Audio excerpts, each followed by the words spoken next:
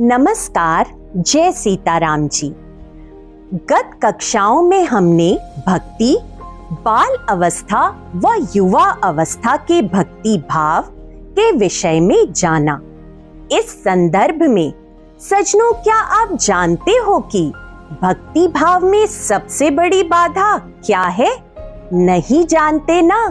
तो जानो, वह है अंतःकरण को मलिन व अशुद्ध बनाने वाला फुरना, जो कि व्यक्तिगत व मानसिक व आत्मिक उन्नति में अवरोधक होता है।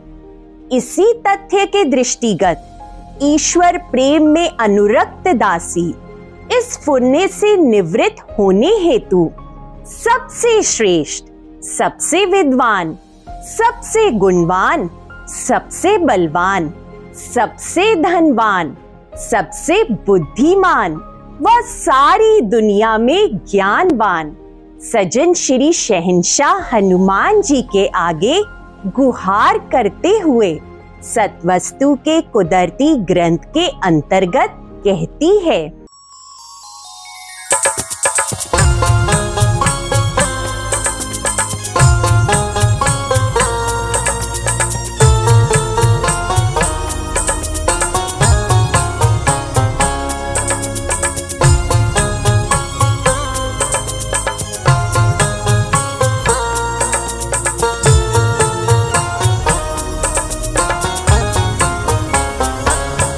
May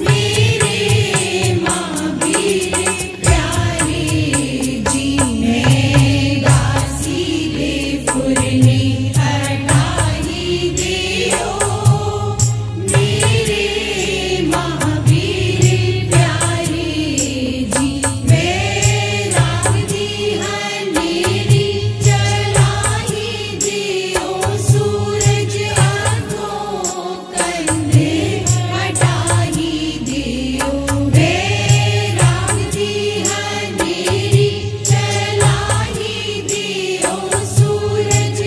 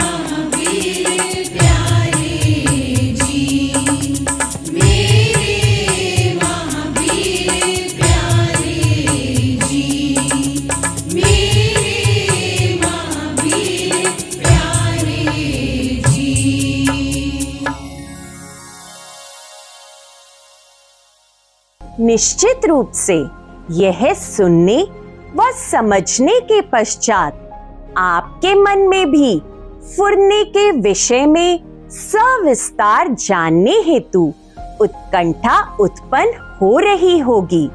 अगर ऐसा ही है तो जानो, शब्दकोश के मुताबिक फुरने का शाब्दिक अर्थ है निकलना, स्फुटित होना, उद्भूत होना, प्रकट होना, उदय होना, प्रकाशित होना, चमक उठना, झलक पड़ना, हिलना, उच्चरित होना, फड़कना, पूरा उतरना, मुख से शब्द निकलना, सत्य ठहरना, ठीक निकलना, जैसा सोचा समझा या कहा गया था वैसा ही होना, प्रभाव या असर उत्पन्न करना, सोचा हुआ परिणाम उत्पन्न करना।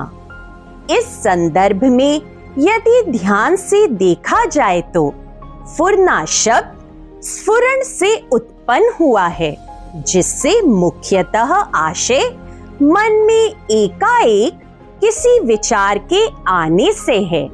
यह मन का संवेग या विक्षोभ यानी मानसिक उथल पुथल है। यहाँ संवेग से तात्पर्य मन के आवेग, उद्विग्नता, खलबली, चंचलता व उग्रता से है तथा विक्षोभ से आशय खिन्नता व अशांति से है। परमेश्वर के वचनानुसार सोच या संकल्प को फुरना कहते हैं।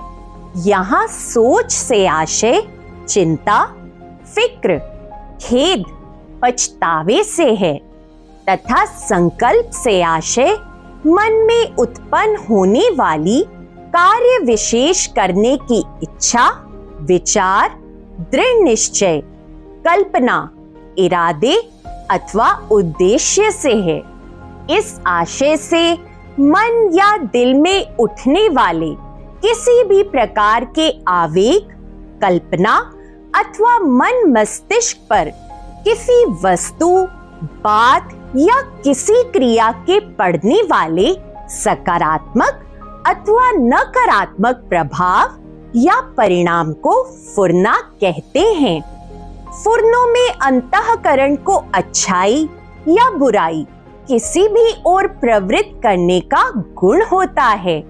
इसलिए जीवन प्रयोजन की सिद्धि के निमित्त अत्यंत सावधानी से युक्ति संगत इनका निराकरण कर संकल्प रहित होना यानी जीवन की हर परिस्थिति में मन को सम अवस्था में साधे रखते हुए परम शांति को प्राप्त करना अति आवश्यक है। इसके अतिरिक्त सत्वस्तु के कुदरती ग्रंथ में सकल सृष्टि अर्थात संसार की उत्पत्ति, बनाने या पैदा होने की क्रिया या भाव, उत्पन्न जग, प्रकृति या कुदरत तथा चराचर पदार्थों को भी फुरने की संज्ञा देते हुए कहा गया है। फुरने दी सृष्टि भन भन घड़े ते घड़ घड़ भन्ने सजनो वे कुल संसार वे कुल संसार वे, अर्थात बार बार उपजने व बिनसने वाली यह परिवर्तनशील व अस्थिर सृष्टि काल्पनिक या अवास्तविक होने के नाते फुरने की है तथा इसकी उत्पत्ति, स्थिति और लय का कारण माया युक्त सगुण ब्रह्म अथवा सर्वज्ञ, सर्वशक्तिमान और सर्वव्यापक परमात्मा ही हैं, जैसा कि निम्न पंक्तियों से स्पष्ट भी होता है। उस ईश्वर दी है जोत समाई, ईश्वर ने ही बनत बनाई। उस ईश्वर ने फुरने दी सृष्टि उपजाई, सारी विश्व फिरे शरनाई, सारी विश्व फिरे शरनाई। आगे परमेश्वर इस फुरने की सृष्टि की उत्पत्ति व समागम स्थल के विषय में और स्पष्ट करते हुए सत्वस्तु के कुदरती ग्रंथ के अंतर्गत कहते हैं, ओ फुरने दी सृष्टि उदर में उपजे, उदर में उपजे उदर में समावे, फिर उदर में प्रगट करके दिखावे। हम बगीचे दे रक्षक, बगीचा हमारा, हमारे उदर में उपजे ओ जग सारा, हमारे उदर में उपजे ओ जग सारा। अर्थात यह फुरने की सृष्टि सरगुण रूप में सृष्टि के पालनहार परमात्मा के उदर में ही उपजती है और वहीं समाती है। यहाँ समझने की बात यह है कि जीवात्मा के संदर्भ में इस कल्पना सृष्टि के उपजने के स्थान को मनोराज्य अर्थात जो भावों, विचारों, संकल्प विकल्प, कल्पनाओं, कामनाओं, वासनाओं, ताप संताप यानी वेदना आदि का उद्गम स्थल है की संज्ञा दी जाती है। इस विषय में यह भी ज्ञात हो कि फुरना हमारे मन में तभी उत्पन्न होता है जब हमारे अंदर आत्मज्ञान का अभाव होता है और ख्याल ध्यानवल व ध्यान आत्म प्रकाशवल एकरस नहीं जुड़ा रहता। कहने का आशय यह है कि जब हमारा ख्याल ईश्वर का ध्यान छोड़कर इंद्रिय विषयों के माध्यम से जड़ व नाशवान जगतीय विषयों की तरफ मोहित हो, काम लोलुप यानी उनकी प्राप्ति के प्रति लालायित हो जाता है और शरीर, धन संपत्ति, सांसारिक संबंधों व वस्तुओं को अपना व सब कुछ समझ जगत जंजाल रूपी माया पाश में फंस जाता है, तो हमारे मन में फुरनों का अंबार लग जाता है। ऐसा होने पर हमारे मन की निष्काम अवस्था भंग हो जाती है और अविद्या के कारण वस्तुतः स्थिति पर अज्ञान आवरण सा छा जाता है।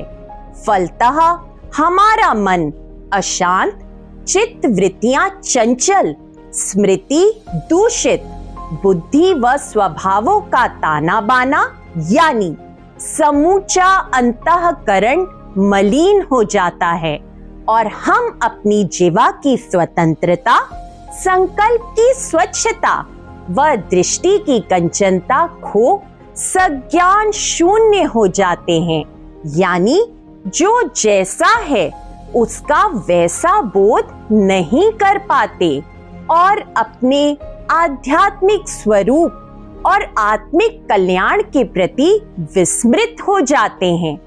इसी तथ्य के दृष्टिगत फुरने को अज्ञानता व अविचार की देन माना जाता है और इसी के प्रभाववश बुद्धिहीन व शारीरिक, मानसिक व आत्मिक रूप से शक्तिहीन प्राणी संसार सागर में डूबते उतरते रहते हैं। कलु काल में अधिकतर इंसानों की ऐसी ही हालत देखते हुए परमेश्वर कहते हैं, कलु काल दीना शक्ति रही, नाउ मती रही, फुरने दी सृष्टि दाना काल रिहा, ना जमाल साजन जी, ना काल रिहा न जमाल। यही कारण है कलयुग के दुष्प्रभाव से त्रस्त व मोह माया के छल धोखे में ग्रस्त कामी, विवेक शून्य व अज्ञानी स्वार्थ पर इंसानों के लिए फिर संतोष धैर्य अपनाकर सच्चाई धर्म की निष्काम राह पर समता से चलते हुए परोपकार कमाना कठिन हो जाता है। इस तरह नाना प्रकार के फुरनों से संतप्त हो वे प्राणी अपना लोक परलोक दोनों बिगाड़ बैठते हैं। इसीलिए तो सत्वस्तु का कुदरती ग्रंथ हमें कहता है कि कहाँ जाएगा त्वाडा कुटुंब कबीला, जिसके संग जकड़े हो तो सा। कहाँ जाएंगे त्वाडे बहन और भाई, फुरने दे अनुसार ही जाओगे तो सा। ओहो फुरने दे अनुसार ही जाओगे तो सा। इसी बात को और स्पष्टता से समझाते हुए शास्त्र हमें कहता है कि ध्यान से समझो, जगत का यह सारा अपार विस्तार, यानी स्त्री पुरुष, माता पिता, बहन भाई, कुटुंब कबीला, सकल सामग्री, मर्यादा अथवा जंचर बंचर जड़ चेतन, सब फुरने के ही नश्वर आकार हैं। ये सब अपनी सोच या संकल्प अनुसार जन्म मरण के चक्र व्यूह में फंस 84 लाख योनियों की त्रास भुगतते रहते हैं। इसीलिए इनमें जकड़ना अपने जीवन उद्देश्य से भटकना व जीवन हारना है। कहने का आशय यह है कि यह फुरनों की माला गले में डाल उसी का व्यापारी बनना, यानी शहंशाही छोड़ फकीरी अपनाकर अपनी ख्वारी आप करना है, जैसा कि शास्त्र विहित इन पंक्तियों से स्पष्ट भी होता है।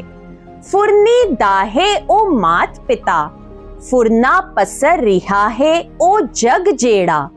फुरने दी है ओ सकल सामग्री, फुरने दाहे विस्तार ओ जेड़ा।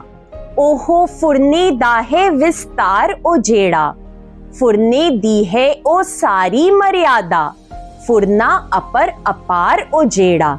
फुरना मरे जम्मे 84 भुगते, फुरना अफुर है सिंगार ओ मेरा।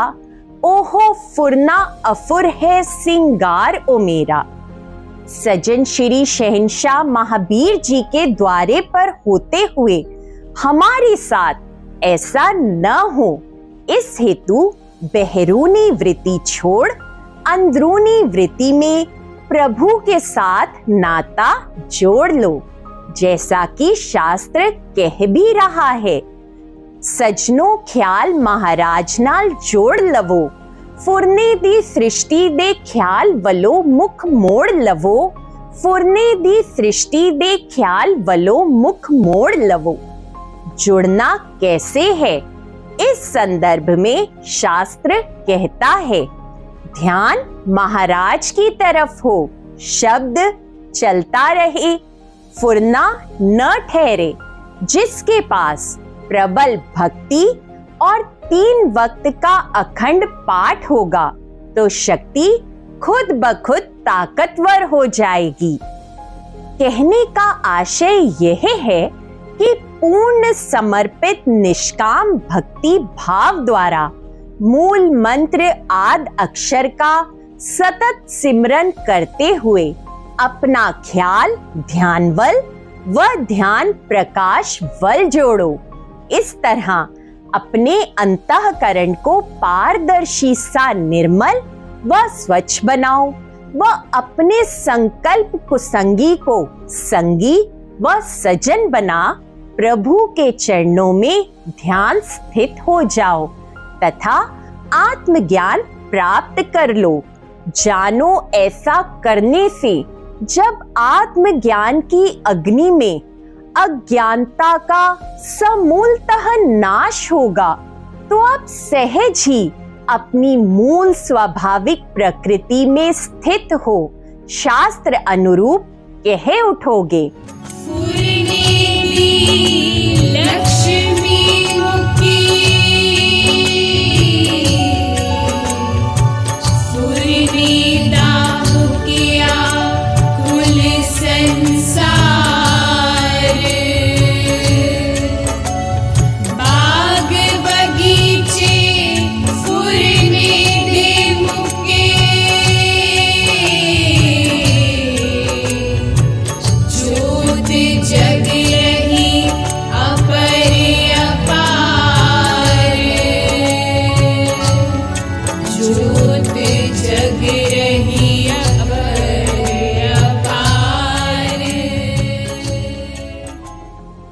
निस्संदेह यह स्थिति परम तोष प्राप्ति का सूचक है। ऐसा होते ही जगत का मिथ्या अस्तित्व मिट जाता है और आत्मबोध यानी ब्रह्म बोध हो जाता है। यानी इंसान ईश्वर है अपना आप प्रकाश, ईश्वर है अजप्पा जाप के विचार पर सत्यता से खड़ा हो जाता है। इस तरह जन्म जन्मांतरों से जीव को लगा हो मैं का रोग मिट जाता है और फुरना अफुर हो जाता है, जैसा कि परमेश्वर कहते भी हैं। सज्जनों, हो मैं का रोग कैसे मिटाना है? फुरना अफुर। पहले फुरने को स्वच्छ करना है और फिर फुरना अफुर। काम, क्रोध, लोभ, मोह, अहंकार का पहरेवा हटाना है और सम, संतोष, सच्चाई, धर्म का पहरेवा धारण करना है। यह है हौ मैं का रोग हटाना। इस तथ्य के दृष्टिगत शास्त्र अनुसार हम तो यही कहेंगे कि